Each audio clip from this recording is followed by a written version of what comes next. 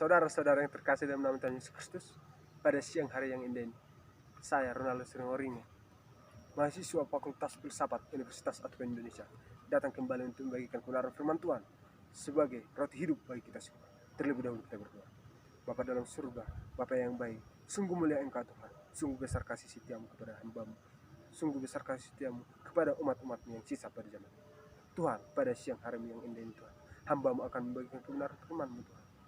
Biarlah Engkau hadir dalam hidup hamba-Mu ini, supaya hamba-Mu ini bisa berkata-kata dan bisa menyampaikan firman-Mu ini sesuai dengan kehendak Tuhan. Tuhan, banyak dosa yang hamba-Mu perbuat, kiranya hapuskan segala dosa hamba-Mu, supaya hamba-Mu layak menjadi anak Kristus. Terima doa ini melalui anak-Mu Tuhan Yesus Kristus kami berdoa. Amin. Judul firman Tuhan yang saya bawakan pada siang hari yang indah ini adalah hina tapi mulia. Pada suatu waktu ada seorang wanita. Wanita ini adalah seorang anak daripada orang tua yang sangat kaya. Ayahnya adalah seorang pengusaha yang sukses. Ibunya adalah seorang anggota DPR yang ada di parlemen negaranya waktu itu. Apa yang terjadi saudara pada wanita ini? Wanita ini sama sekali tidak menyombongkan diri. Wanita ini sama sekali tidak meninggikan dirinya seperti orang kaya yang seperti biasanya. Saya lihat sendiri bagaimana orang kaya itu. Apabila dia sudah memiliki sedikit daripada yang dimiliki orang lain, dia akan menyombongkan. Tetapi yang beda dan sangat menarik dari wanita ini adalah dia sangat rendah hati. Dia sangat suka menolong. Dia sangat suka membantu orang-orang yang ada di sekitarnya.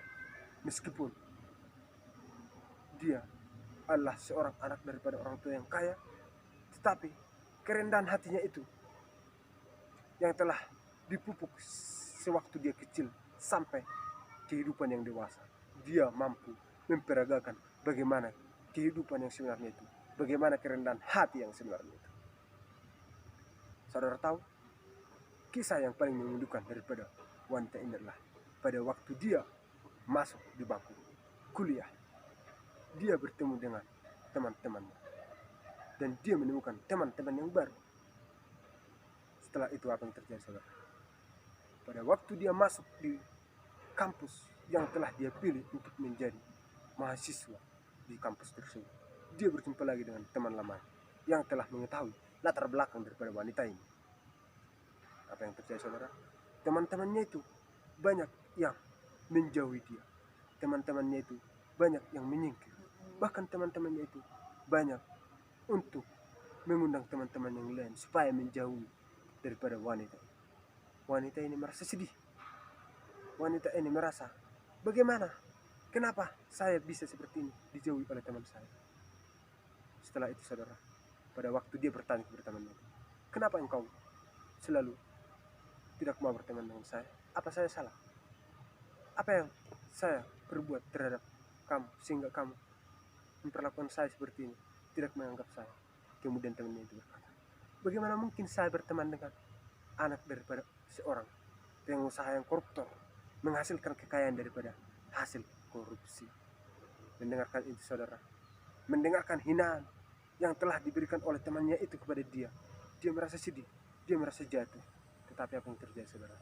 Pada waktu itu dia tidak membalas kejahatan, dia tidak membalas hinaan yang telah diberikan oleh temannya itu kepada dia. Dia malah datang kepada Tuhan. Dia berdoa kepada Tuhan. Tuhan, ubahkanlah hati daripada teman saya, supaya teman saya ini tidak datang lagi untuk mencaci, menghina, dan mengolok-olok saya. Supaya dia mau berteman dengan saya, karena saya rindu Tuhan, supaya saya bisa berteman dengan teman-teman saya pada sedia kala. Setelah itu saudara, apa yang terjadi? Wanita ini selalu mendekati temannya. Tapi temannya ini selalu menghindar, tetap menghindar meskipun dia sudah berdoa. Tapi pada waktu itu saudara, dia tidak berhenti datang kepada Tuhan untuk menyampaikan apa yang sedang ada di pikirannya dan apa yang sedang ada di hatinya, supaya dia bisa berteman dengan. Kemudian apa yang terjadi?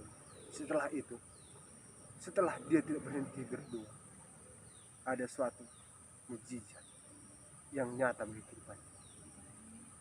Karena perbuatan daripada wanita ini, karena dia suka menolong, karena dia suka membantu, teman-temannya itu menganggap bahwa karakter daripada wanita ini sama sekali tidak menirukan karakter daripada orang tuanya yang suka korupsi. Bahkan wanita ini adalah suka membantu, suka melihat kekurangan orang lain sehingga dia bisa melakukan apa yang ada di dalam dia untuk dipersembahkan kepada teman-temannya. Itulah yang terjadi, saudara. Dia mengubah hinaan itu menjadi mulia dilihat teman-temannya, karena dia adalah melakukan perbuatan yang mulia, karena dia adalah suka menolong. Itulah yang terjadi, saudara, bagi kehidupan wanita. Apabila kita tarik dalam kehidupan kita pada waktu sekarang ini, jika kita mungkin dihina dan dicaci maki oleh teman kita, mungkin kita akan membalas kejahatan dengan kejahatan, bahkan kita akan bisa main tangan pada waktu itu. Tetapi wanita ini, saudara, sangat hebat kepercayaannya, sangat hebat kerendahan hati. Dia membalas kejahatan dengan kebaikan. Ibaratkan dia membalas air tuah dengan air susu. Sungguh sangat mulia perbuatan daripada wanita ini. Tetapi kita lihat, saudara, bagaimana peristiwa yang ada di Alkitab ini, bagaimana peristiwa daripada anak manusia yang datang ke dunia ini. Pada waktu dia lahir di kandang yang sangat hina, dan pada waktu dia besar, dia melakukan kehendak daripada Bapa untuk dipekerjakan di dunia ini. Dia selalu mendapatkan hinaan dan cacian. Pada puncaknya ialah pada waktu dia akan mati di kayu salib. Pada waktu itu, saudara, Tuhan Yesus telah mengetahui rancangan yang terbaik yang telah diberikan oleh Bapa kepada Tuhan. Rancangan yang diberikan oleh Bapa kepada anaknya. Tetapi setelah itu, saudara, apa yang terjadi? Apa yang dilakukan Tuhan bagi kehidupan kita untuk mengubahkan saya dan mengubahkan saudara?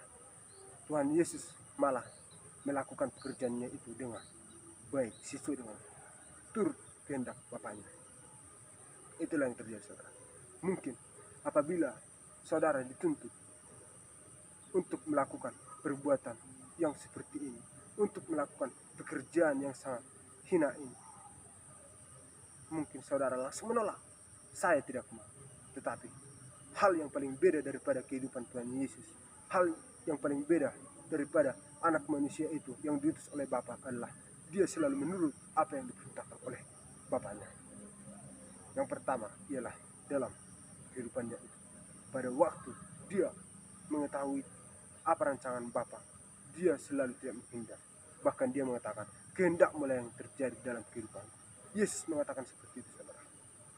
Sehingga tidak ada yang bisa membedakan, tidak ada yang bisa mempraktekkan bagaimana kehidupan Tuhan Yesus pada waktu dia diutus oleh Bapa ke dunia.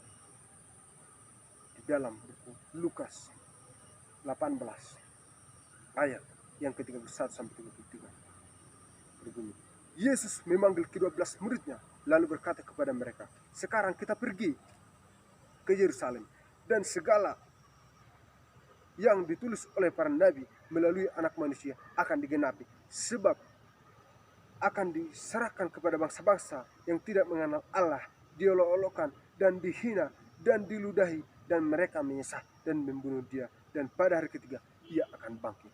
Sungguh sangat luar biasa, saudara. Bagaimana firman Tuhan ini mengatakan, Tuhan Yesus itu telah mengetahui rancangan Bapa kepada Tuhan. Tuhan Yesus telah mengetahui apa yang terjadi bagi kehidupan.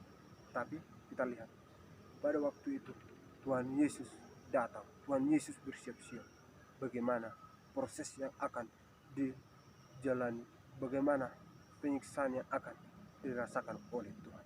Tuhan Yesus sama sekali tidak menghindar, tapi Tuhan Yesus menyerahkan segala kehidupannya kepada Bapa, dan dia mengkehendaki kehendak Bapa yang terjadi dalam kehidupan Tuhan.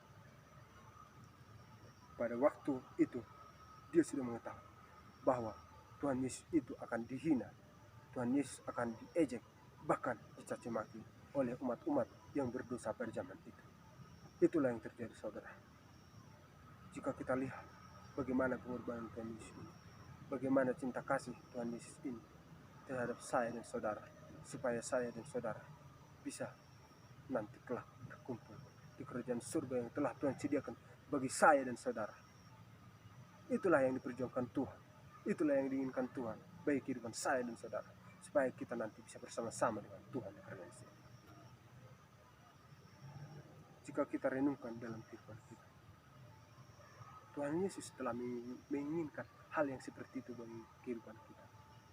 Tapi coba kita lihat introspeksi diri kita masing-masing. Apakah kita telah menghendaki apa yang diingini oleh Tuhan Yesus? Tuhan Yesus menginginkan supaya kita melakukan firman Tuhan, menghidupkan firman itu, dan melaksanakannya dalam kehidupan kita, supaya kita benar-benar menjadi anak Allah, supaya kita menjadi benar-benar pengikut Kristus yang setia. Dalam Kerinduan Segala Zaman jilid 6 halaman 412 katakan, surga melihat korban itu diserahkan ke tangan orang banyak yang ingin membunuh, dan dengan ejekan dan kekerasan dibawa cepat dari satu pengadilan ke pengadilan yang lain. Ini saudara menceritakan bagaimana setelah Tuhan Yesus ditangkap, bagaimana setelah Tuhan Yesus akan diberikan hukuman oleh pemerintahan pada waktu itu. Tuhan Yesus diseret, Tuhan Yesus ditarik-tarik, Tuhan Yesus sangat direndahkan.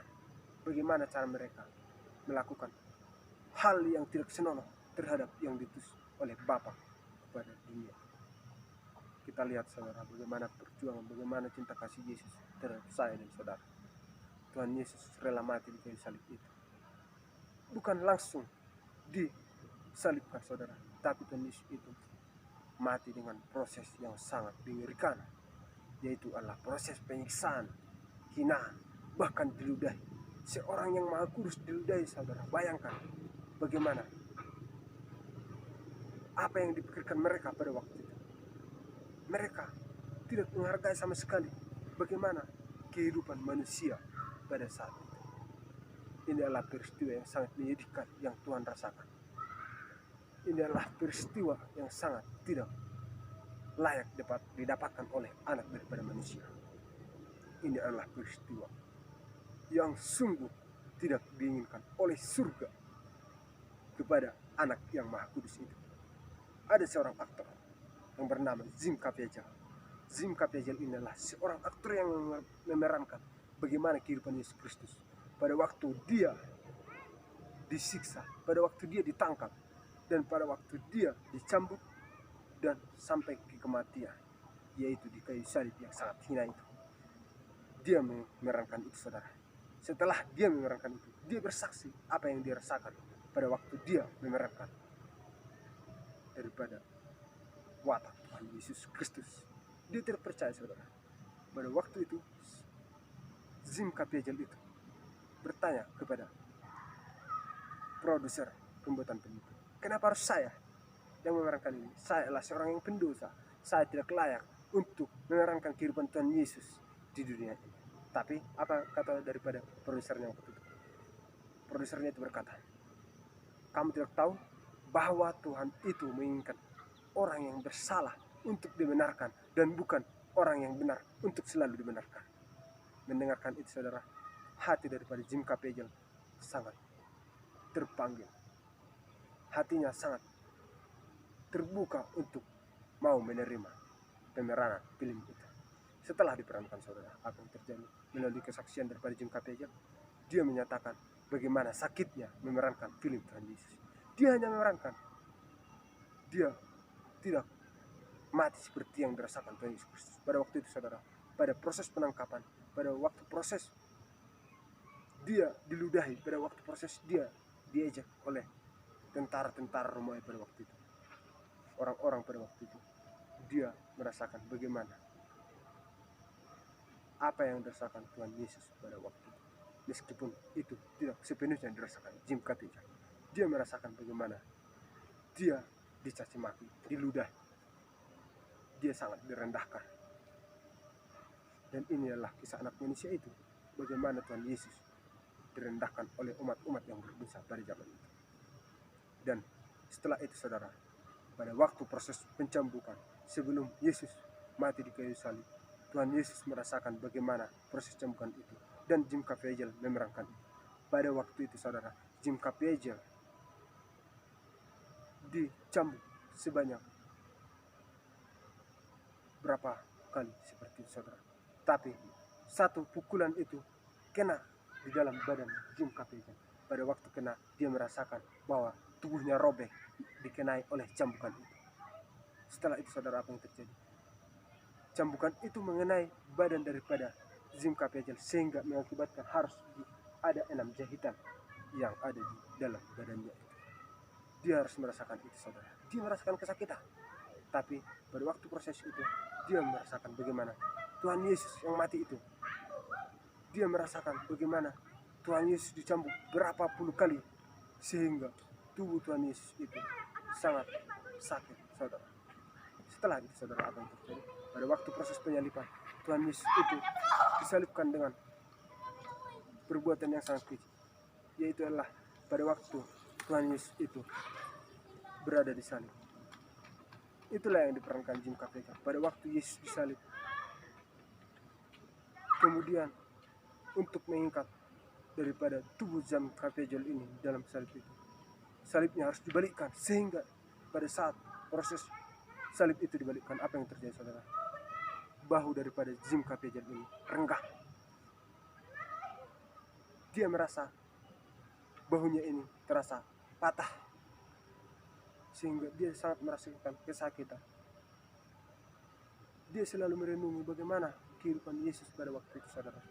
Meskipun dia telah merasakan kesakitan itu, tapi dia telah berpikir inilah proses yang dihadapi Tuhan Yesus pada waktu dia berada di dunia ini untuk menyelamatkan saya dan saudara.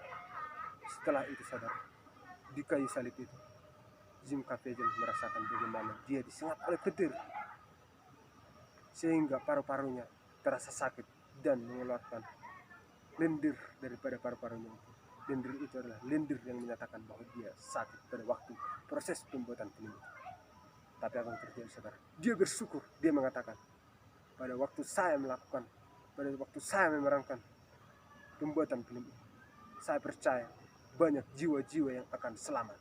Banyak jiwa-jiwa yang akan percaya bahwa Tuhan Yesus itu adalah Tuhan yang sangat mulia.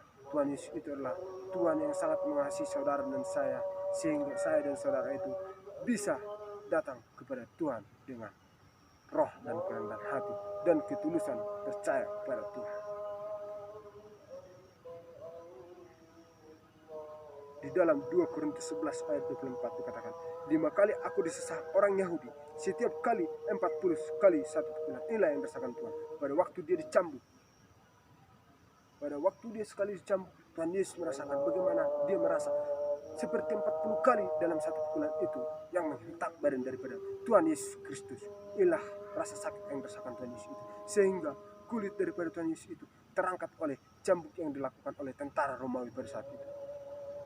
Sangat menyedihkan, saudara, bagaimana Tuhan Yesus merasakan itu.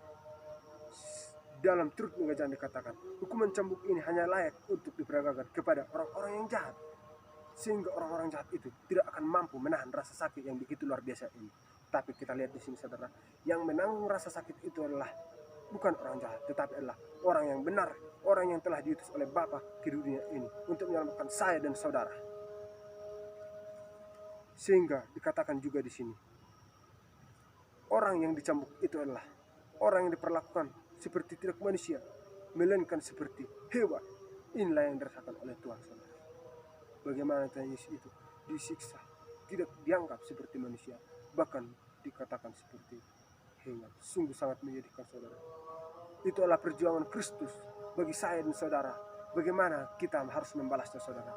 Bagaimana kita harus memperlakukan, bagaimana kita harus menghidupkan firman Tuhan itu dalam kehidupan kita, saudara. Karena dari perbuatan Kristus ini adalah perbuatan yang tidak seharusnya dirasakan oleh Yang Maha Kudus untuk menyelamatkan saya dan saudara. Di sini juga dikatakan, saudara, setelah dicambuk, pendarahan yang luar biasa terasa hebat dan luka-luka di punggungnya itu sangat menyakitkan, saudara. Sehingga itulah yang menyebabkan Tuhan Yesus tidak mampu lagi membawa salibnya itu ke salib yang sangat hina itu, yaitu di Bukit Golgota. Tetapi pada waktu itu, saudara, pada waktu proses penyaliban, Tuhan Yesus tetap berjalan dipaksa oleh tentara-tentara Romawi. Meskipun pada waktu itu yang membawa, yang membantu daripada Tuhan Yesus untuk mengangkat salib itu adalah Simon orang Kirene. Dia pada dasarnya menolak bagaimana dia untuk mengangkat salib itu, karena dia tahu salib itu adalah sangat hina, saudara. Tapi anak daripada Yang Maha Kudus harus menanggung bagaimana salib yang hina ini akan dikenakannya, bagaimana dia akan tergantung di kayu salib yang sangat hina ini, saudara. Ini membuktikan bagaimana nubuatan dari Nabi Yesaya bahwa Tuhan Yesus Kristus itu akan merasakan kepedihan yang sangat luar biasa melalui setiap cambukan yang akan dilontarkan oleh tentara-tentara Romawi pada waktu itu. Dalam Yesaya 53 ayat 3, ia dihina dan dihindari orang, seorang yang penuh kesengsaraan dan yang biasa menerima kesakitan. Ia sangat dihina sehingga orang menutup mukanya terhadap dia, dan bagi kita pun tidak masuk hitungan. Ini sangat luar biasa. Pada waktu Yesus berada di kayu salib, pada waktu Yesus selesai menerima cambukan dan olokan daripada tentara Romawi dan orang-orang pada saat itu, Tuhan Yesus disalibkan dengan keadaan yang telanjang, saudara. Sehingga orang-orang yang melihat dia menutup mata supaya tidak melihat bagaimana Tuhan Yesus itu disalibkan. Karena dalam keadaan telanjang, karena dalam salib itu Tuhan Yesus, mohon maaf, kemaluannya hampir kelihatan. Itulah yang dirasakan Tuhan Yesus. Bagaimana Tuhan Yesus harus menjalani semuanya. Bagaimana Tuhan Yesus harus menjalani kehidupan yang sangat hina di dunia yang fana ini, karena tidak layak bagi seorang anak daripada Maha Kudus, anak daripada Bapa yang turun ke dunia ini, menderita di kayu salib, mati di kayu salib demi dosa saya dan dosa saudara.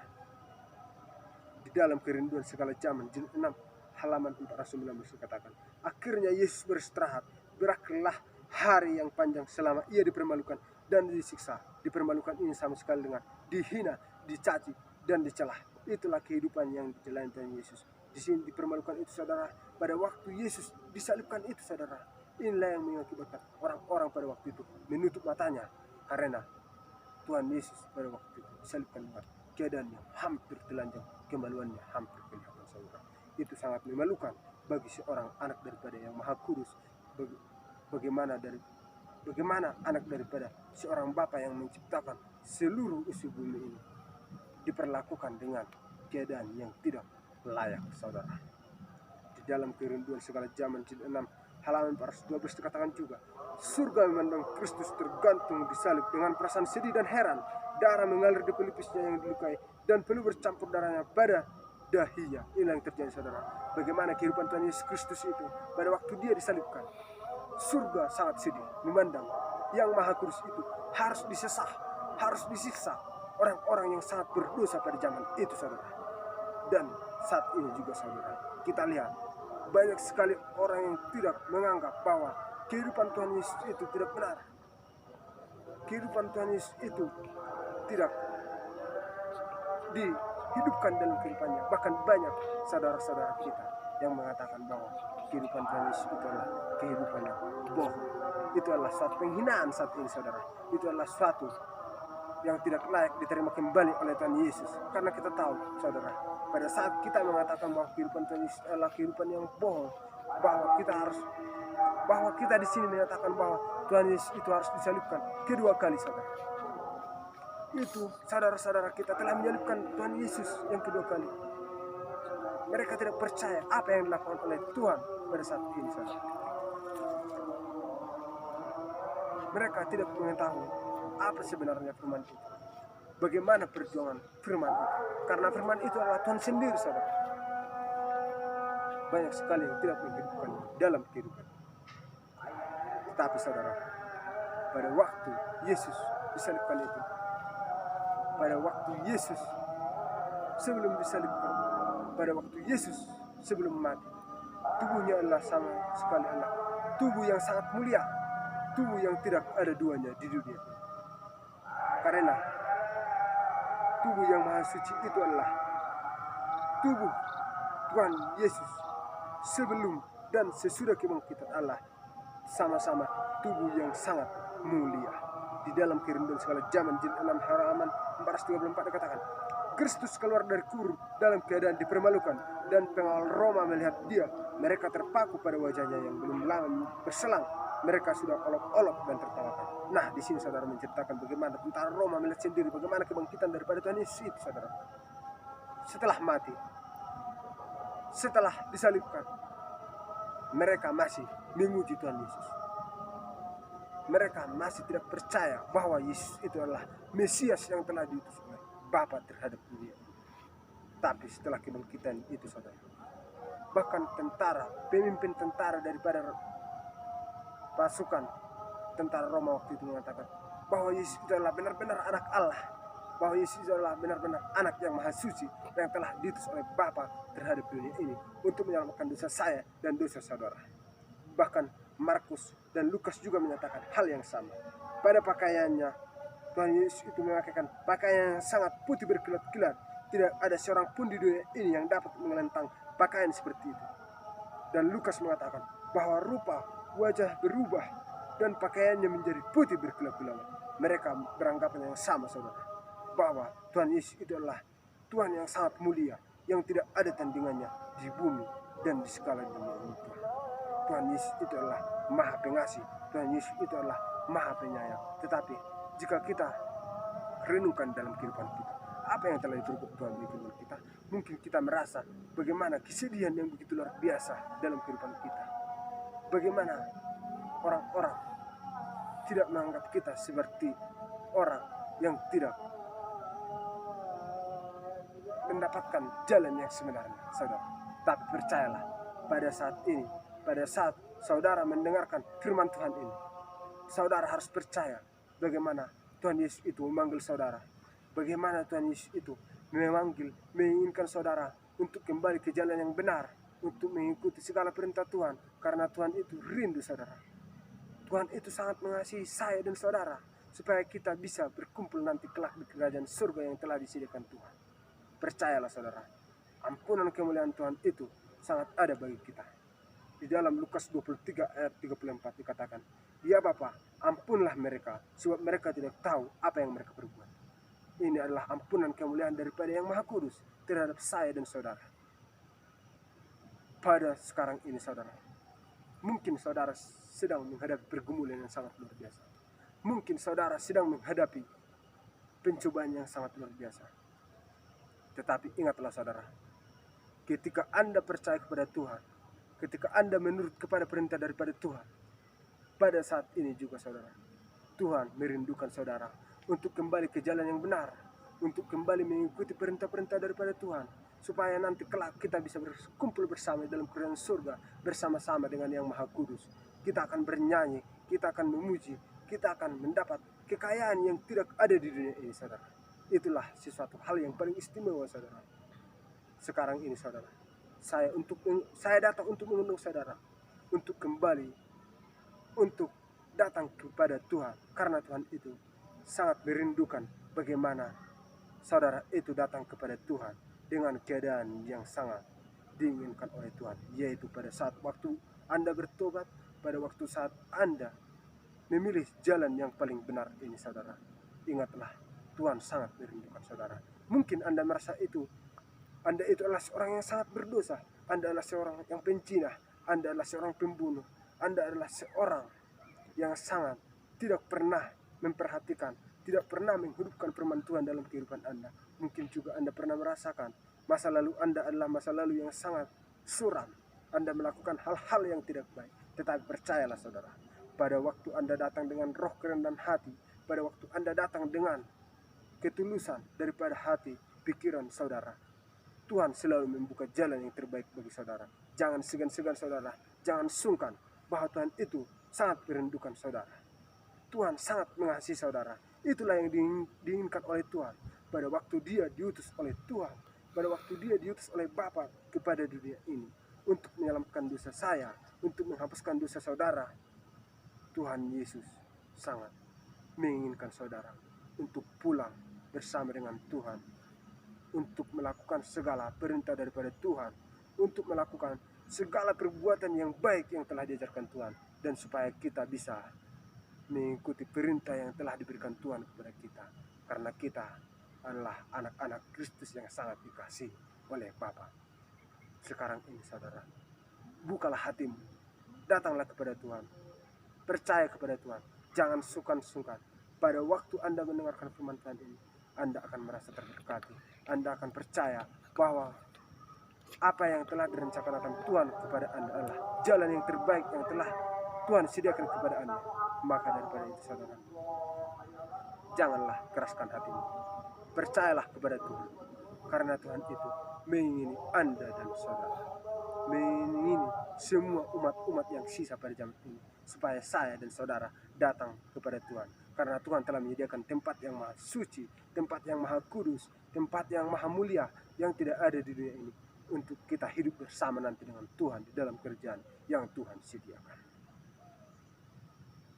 Untuk saat ini saudara, saya akan mengundang saudara untuk berdoa, untuk percaya kepada Tuhan, untuk membukakan hati pintu saudara, hati pintu pikiran saudara, supaya kita bisa datang kepada Tuhan dengan roh dan kerendahan hati, dan kita akan mengakui dosa-dosa kita, supaya kita itu diputihkan kembali, supaya kita itu disucikan kembali, seperti apa yang diinginkan oleh Bapa yang ada di surga, yang menciptakan langit, bumi, dan segala isinya. Kita berdoa. Bapa dalam surga, Bapa yang baik, sungguh besar kuasa-Mu Tuhan, sungguh mulia Engkau Yesus.